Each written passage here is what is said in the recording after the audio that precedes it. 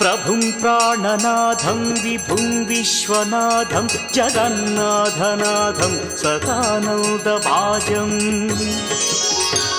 भवद्भव्यभूतेश्वरं भूतनाथं शिवं शङ्करं शम्भुमीशानमीडे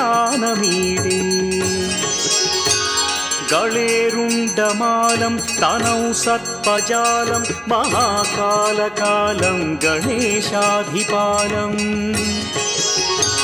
जटाजूटगङ्गोत्तरं गैर्विशिष्यं शिवं शङ्करं शम्भुमीशानमीडे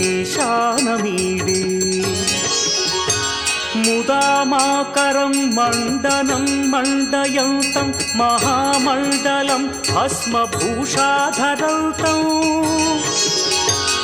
अनादिं ह्यपारं महामोहमारं शिवं शङ्करं